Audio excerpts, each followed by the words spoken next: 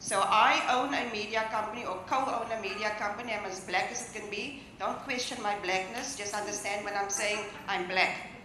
So we are a fully transformed and black-owned company doing exactly the things that people were talking about this morning. So it's not like there are none of us out there doing the things. We are. You just need to also come and look for us instead of us going to look for you. I just wanted to kind of clear that up.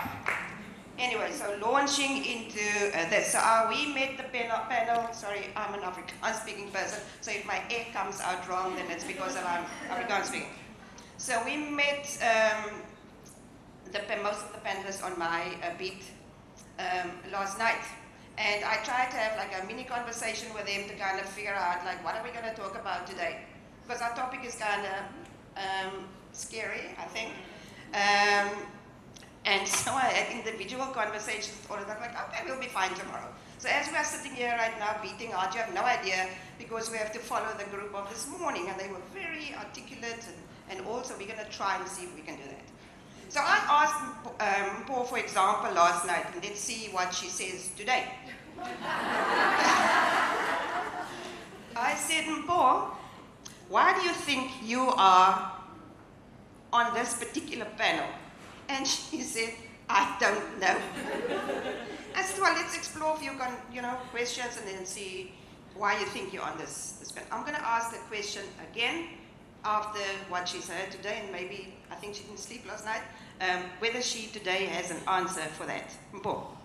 Hi, we had an agreement that we said you're not going to ask the question. I'm a woman in food. I'm a dietitian, and I co-authored a cookbook, and I interact with a lot of women in the food space. I've never been in a hot kitchen. I've been in the hospital kitchen, so I'll give a different perspective. Okay, so she's thought about it a little. She's not just, I don't know why I'm on the panel. But it will become clear, I think, later on why she is on the panel. So unlike Isha, who was super prepared with a gazillion amount of questions, I just thought, you know what, shoot from the hip.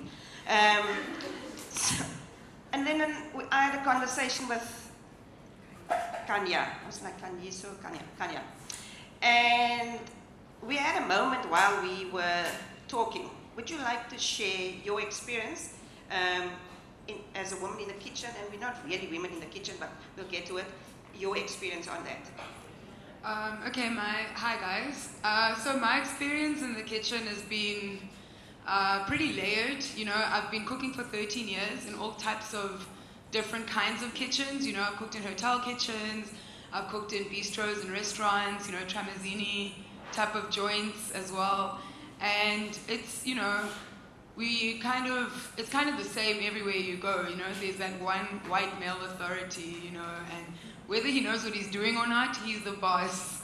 So that's been like that covers like my entire experience in the kitchen. You know, I've never been privileged enough to work for a black woman. You know, I don't get to see us in those authority spaces that much. You know, and it's something that I'm like interested in changing. You know, yeah. And would you like to introduce yourself and your aha moment of last night? I'm obviously Nolu. Sorry. I'm Nolu Dubekele, and obviously I'm the founder of Seven Colors Eatery, a brand that celebrates traditional South African food. Before, really, I was never a chef, simply because of one experience where I was looking into choosing a career and I decided to choose hospitality management because it was very much linked to food and what I wanted to do. But deep down in my heart, I really, really wanted to cook. And then I went to my mom, I said, Mom, I really want to cook and I want to pursue this, not actually hospitality, I want to pursue a chefing course. And she was like, but no, you're not going to make money if you pursue the course. Why don't you rather try and become a dietitian? Lucky enough, my science marks weren't good, so I couldn't become a dietitian. And then I ended up doing hospitality management. But still, I didn't go into the hot kitchen.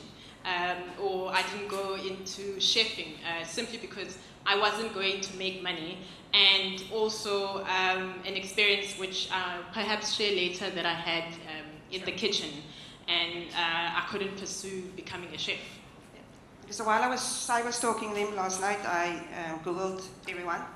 And with Lucy, I've heard that she said in an interview that you're not supposed to put a lemon in your gin and tonic. So just so you know, if you do it tonight, it's wrong. So, Lucy is a ginpreneur. Would you like to just introduce yourself?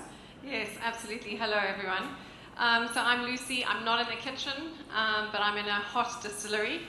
And I think I'm relatively new to the food and drinks world. I was a lawyer in London, and that is also a very male-dominated world, at the top at the very least. And it's been so interesting because the world of spirits in particular, but drinks in general, is also very male-dominated. It's so interesting. We get probably 10 inquiries a week of people wanting to make gin, because gin is the in thing now, and I would say 9.9 of them are men. And also looking just at the cocktail world, most of the top cocktail bar people are men. And it's something that needs to change, but that said, there are a few of us women in the spirits industry in South Africa, which is quite exciting. Okay, so now you know And what don't put a lemon in your gin and tonic. I will tell you why later. So now that we know what we all do, our topic is to talk about women in the kitchen. And so when Paul and I chatted last night, toing and froing, we came to the realization that actually, in our homes, women are mostly, and probably 99% still, the people who run the kitchens. It's probably the exception, I can't speak for other countries, but in South Africa, where it's the exception if the male is in the kitchen. And so we are the nurturers, and we do the budget and all of that.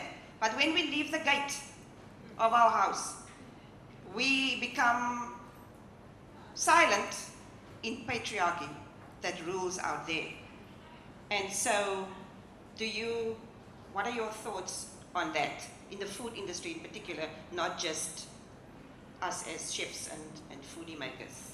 I still think even in the homes, it's a patriarchy system. I don't think women choose to be the ones who are shopping for food and cooking. It's a role that they assume that it is for women. I think the men told us you need to cook and prepare the food.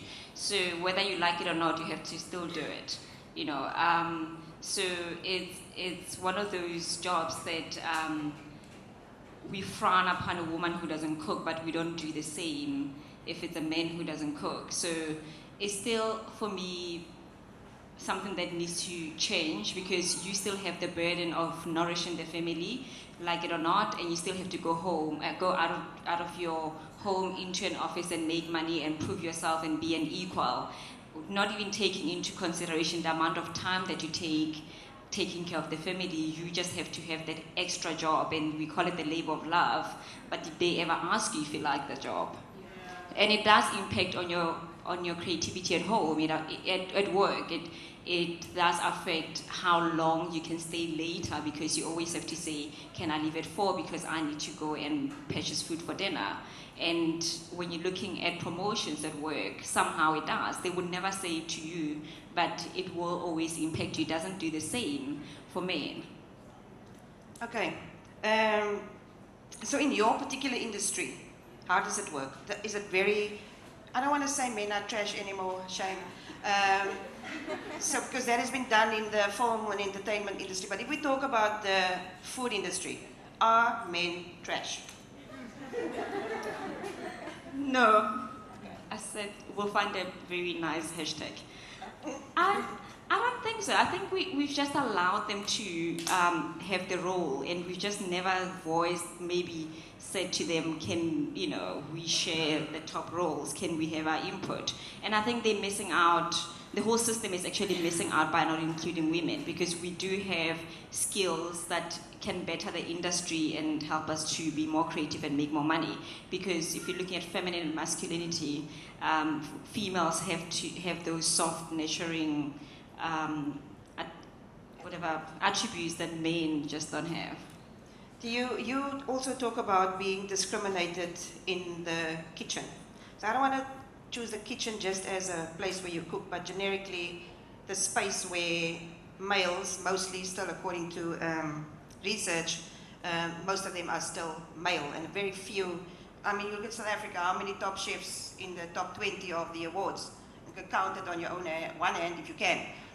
So how do you find that space for yourself?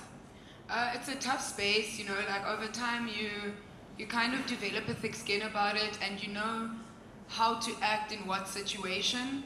I often talk about how, you know, we laugh at things that are not funny, and it's kind of a survival thing, you know, to not always be that girl that's gonna get angry and have the comment, you know, just for the sake of, how do I put it? For the sake of kind of keeping an association that you really need, you know. And yesterday, I'd like to share this. I was chatting to Ingrid about something that happened at work recently, where I had a meeting with some other marketing dude and then another Woolies marketing exec. So marketing dude is a friend of mine, and he introduced me to the Woolies guy. So I didn't realize they were right behind me, right? So I'm just standing there, you know, catering and stuff. And then I just get this whack on my bum, you know, the friend, the other marketing guy, he just smacks me on the ass like seconds before he introduces me to this Woolies marketing exec that I have to make an impression on, you know? And I mean, like, there are tons of things that happen to all of us that are like that, where you're caught off guard, and then you think of this amazing reply in the shower the next morning where you're like, oh, that's what I should have done or said, you know. And I think it is something that we need to learn to forgive ourselves for as well. You know, when you remain silent in a situation where you definitely were meant to speak up on, or you kind of giggle when you're supposed to get really angry. I think it's something that, you know, as women in this space, you know, we need to understand each other and our collective reactions to the way that we're treated in the kitchen, the way that we're handled as so ornamental sometimes, you know, even though we are important, you know, I was an important person in that meeting, I was needed, you know, and but that person, you know, shot me right down, and I had to work extra hard to kind of prove that I was the right person for this project. You know, so are you an angry black woman? Almost deaf. I'm not even stressed about it anymore, you know, but I also am pragmatic, you know, I'm also practical, and I also look after myself, you know. So anger is important, you know, but anger is not always the answer, you know. It's not always the way to approach everything. So when it gets hot in the kitchen, women leave, right? To either form their own businesses, or they go somewhere else, and they don't, like you say, you don't at that particular moment address what is happening in the room. So if we constantly leave, are we ever going to change the narrative? I'll go back to my career. I think I mentioned the fact that I decided to study hospitality management. And obviously with hospitality, you have to go for some sort of training. And if you're studying hospitality, you go to different areas where you go into the kitchen, you go into front office, you work at accounts, you know, because they obviously want to give you that managerial experience as a whole. So my first and last experience in a hot kitchen was a very, very, very traumatic experience, because here I was, 18-year-old, coming from the Eastern Cape. I'm in a big city in Cape Town, big hotel, and it looks amazing, and I have aspirations, you know, I'm like, yeah, this is the place, I'm gonna make it. And my first day was to go into a hot kitchen. What an environment, very hostile, because you must know, as much as the hotels are very big, the kitchens are very small. And you walk in there, there's firstly no one that looks like me in terms of like the age, I'd say, also in terms of the color, and back to the gender factor. And you get in there, you're lost, and you're thinking you're gonna find a mentor of some sort, And when you get there, it's a male, harsh, I wouldn't even say very assertive, very rude. And it doesn't look like someone that's going to hold your hand and lead you and take your career to the next level. You get pushed into like different jobs that are hard for you, because I remember I had an 8-hour shift and I had to basically clean a cold freezer, you know. And for me that was hostile, and it wasn't an environment that was welcoming. And back to that whole thing where now it became my last experience in the kitchen. Here I am, I'm a foodie, I'm passionate about food, and I want to learn from someone above me, and I get that experience. And it was not welcoming, and I'm afraid I wasn't really strong enough to continue with my training. I even went to my training manager and I said, I'm sorry, I don't think the kitchen is for me. Just put me somewhere in front of office. And I don't really regret that, because I've grown as a person from that experience. And back to your question, Ingrid, I just believe that yes, in the spaces that we get to in the kitchen that are hostile, we have to be brave. But I just believe that if I had spoken, if I had talked to someone, I could have gotten the opportunity to work in a better environment. I could have changed the status quo, who knows?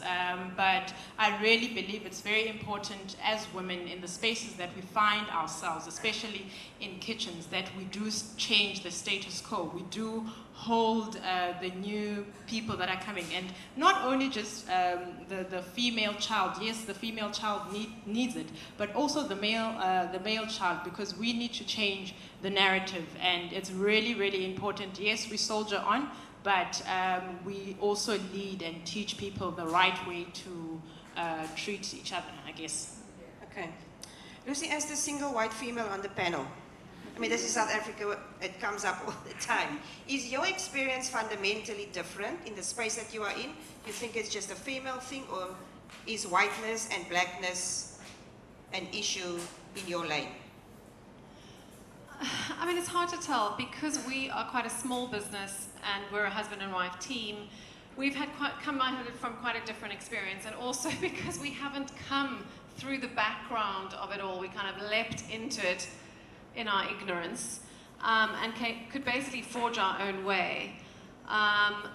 We found our stumbling blocks were just, we didn't know who to turn to for help, and it wasn't because we were white or I was female or anything like that.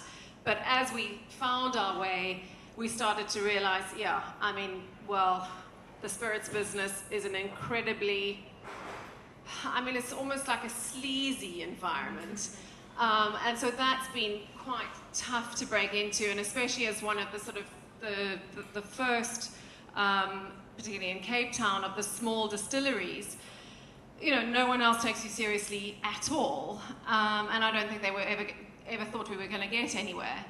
And I'll never forget actually standing on a stage with we distill Musgrave gin, and the brand owner is a female, which is also quite unusual. And Simone Musgrave and I were up on this stage at a drinks show, and all the other women in the room were in they were white, they were in skimpy black dresses with bright red lipstick, sort of ferrying whiskies on trays to men sitting smoking cigars kind of thing. Simone and I looked at each other and we were just like, this is a foreign world to us. But yeah, it's sort of slightly different, and yeah, I think that is particular to the drinks industry, and luckily the craft industry is coming through, and that brings with it a whole different side, and it's far more open and embracing, and there's a lot of knowledge sharing, and there is more diversity, but actually very little. So what advice do you have for people starting in that industry? Believe in yourself, stick at it, because I mean, we definitely got the impression that all the big guys thought we were going to fail. And so you've got to believe in yourself. It really helps that you're passionate, and I think, you know, as women in kitchens, you guys are passionate, and that's why you've stuck it out. Passion brings you through, and yeah, believe in yourself. Mpo, you're on the side where we have to be conscious about what we put in our bodies. How do you find, I mean, we are big eaters in this country. I don't know if those little things will work for us. It will never work for us. We want to chew on something. We're big eaters. And so in your industry and in the zeitgeist we are at the moment, it's all about what do you put in your body, how do we live sustainably, and what is it that space like for you? In terms of how, I don't necessarily want to talk about males because, you know, they are the briars and the whatnot, and now you have to come and tell someone that, listen, maybe you should cut down a little bit because it's all about sustainability and look after yourself and so on. And it's not necessarily something that people take kindly to when you tell them they need to. at least those who come to me come because they want to and they pay me, so they listen.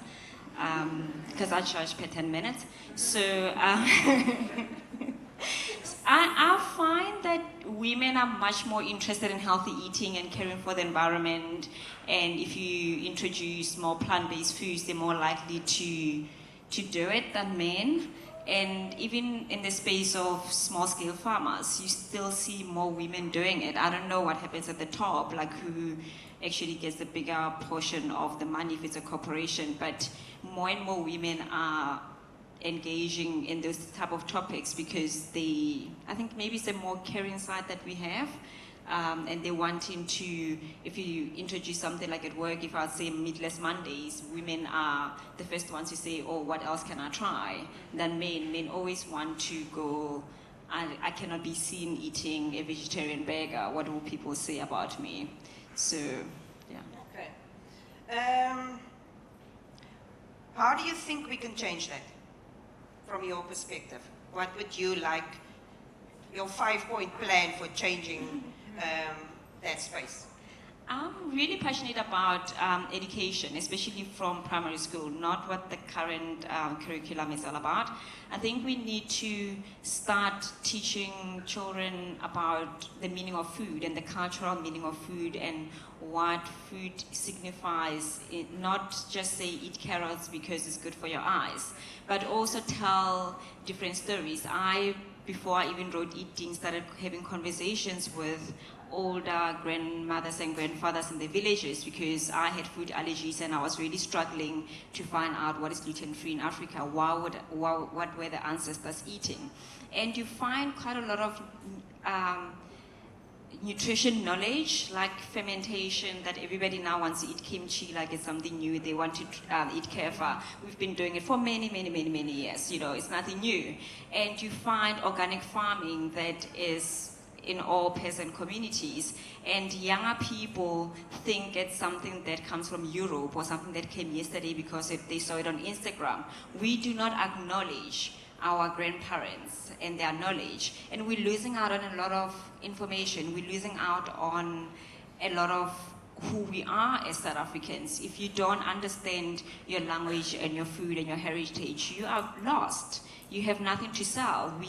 We sell pizzas and pastas to foreigners and say it's our food, which is such a shame. So for me, I'm really passionate about. I'm working with the school to actually introduce extracurricular in terms of food and make children see food as a part of who they are as a person, not necessarily I need to be eating spinach because your hair will grow. So for me, I think it starts from the beginning. From there, I also, actually, my passion also for children is that when I'm working with families, especially when they bring children, I get better compliance than when I'm working with adults only. Children police their parents. When I remember one little girl was sitting there with her mom's phone on the corner, and her mom was telling me that she's been eating salads and all of the green horrible stuff, and her daughter raised her head up and said, "She lies, yesterday we had McDonald's." So they tell the truth, and children are very easier for me to work with. I don't run a children's practice, but they're much more easier for me to work with than parents. You get such a lot of change. Like a 5-year-old diabetic versus a 40-year-old, I choose a 5-year-old. I get way better results. So I think when we started from the ground up, we're going to change it. And that what we eat in our homes, like it or not, is influenced by what your children like. And if you teach children gardening and where food comes from, they start looking at food differently. So that is my little passion thing that I think will get the movement up. Okay, so you are known as the, amongst other things, the food fashionista.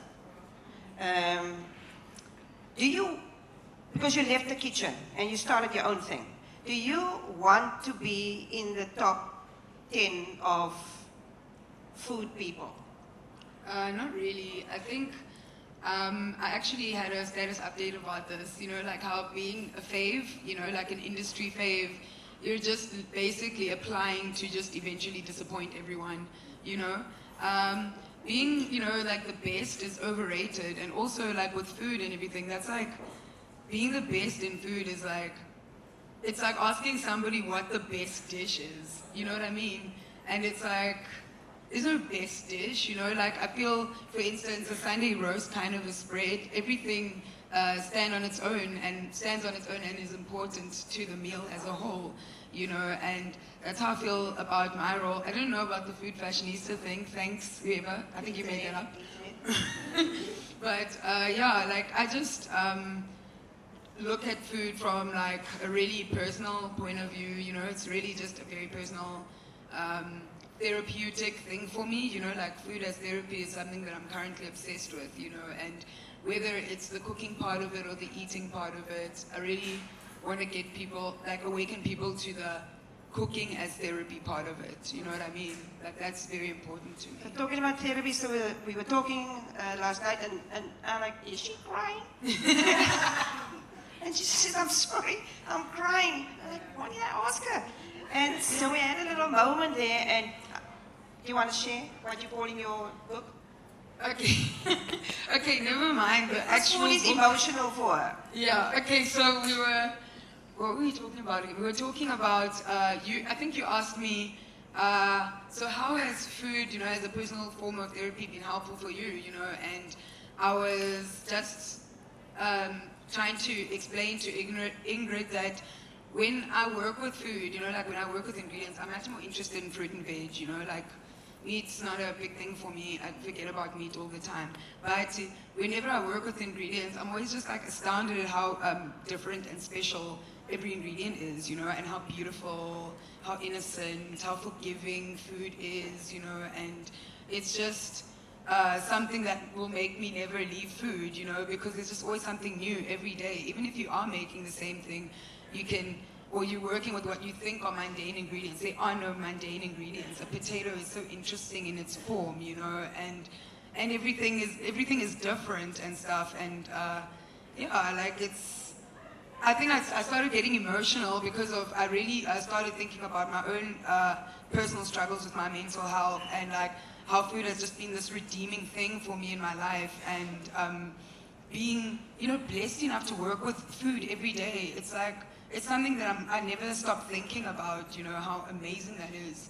And So we had a name for a book, the Crying Nancy at the Table. so I said, so I'm like, okay, I don't want to, because this was like a freaking meet and greet, so I'm worried that I'm the girl crying at the end of the table. And I'm like, by the way, I'm not like a lot person. This is not me. And then what did I said, I'm not just a crying Nancy. And then Ingrid is like, that's the title of your next book. Like, not just a crying Nancy. Okay, so there's a book coming. You're from the Eastern Cape. And so our experience with where we come from is very different to when we come to the cities. So here you are part of the mob, and there you are an individual. How does our coming from where we come from influence where we go to? Back again, I'm a girl from the Eastern Cape and I come to Cape Town. And basically the Eastern Cape is where I got my foundation, my values of love, values of being umuntu, as in being a people's person, values of working together. And I come to Cape Town and I love food, and all I see is food that's not really familiar to, not really familiar, but not food that my grandmother or mom cooked. And then because I missed that, I decided to do a Seven Colors eatery because it just reminded me of my mom's plate.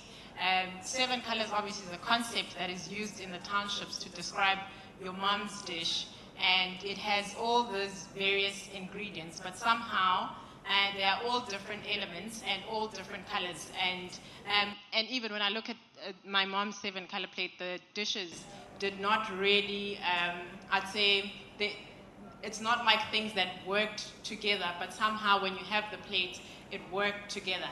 And I feel for me, that's what I took from the Eastern Cape, and I took from a rural area, that whole thing of we are all different, and we all come from different spaces, but together we can make a huge difference. And I feel, for me, that's, that's what right. Okay, so I've just been told I need to wrap up, so the last question. I saw last week a play at Artscape called Klatoa. And my outtake from it was that when Van Riebeeck came here, they took some of the Khoi children to the castle, and to keep these little ones calm at night so that they don't cry, they used to feed them teaspoons of brandy. And so I now profoundly understand the situation in the Western Cape, more so, because it's 3 centuries later and it's terrible. So, restitution. This is a difficult question. Restitution from the alcohol industry. I know it's nice to feel nice and so on, but what, because I think you said we nurture differently as women. What do you think should the spirits industry do in terms of restitution and healing this country? Wow, that is quite a difficult question, but yeah, it's a very valid question. And I think it's something that us in the alcohol industry are made to be aware of, because I'm not sure if anyone knows, but actually one of our license conditions is to commit to ensure that we give in terms of giving back to the community and helping with raising awareness of alcoholism. And so not everyone does that, of course, but luckily, and especially in our area, our distillery is in Salt River. Salt River has a huge issue, not only with drugs, but also with alcohol, mainly with drugs, but also with alcohol. And there are a lot of charities set up to, deal with mainly sort of issues around children being impacted in such a horrendous way by drugs and alcohol. And so we work with one of those charities. But it's so interesting, sort of being a gin distiller, this has been an issue way before Jan van Riebeeck. And, sort of I think gin used to be called mother's ruin because women used to get drunk on gin. They didn't drink ale or beer, they drank gin, and would get so drunk they'd forget to feed their babies. And so that is something that people always talk about and we are always aware of, but something I don't think is said enough about. And yes, it's a very good point to raise, and something that, we are aware of, particularly in our area, and need to do more and more about. Okay, so I hope you guys are still awake and that we didn't make you fall asleep and we were not too boring after group number 1. Are you guys, your hearts fine now? So thank you for giving us your... Do you have a question?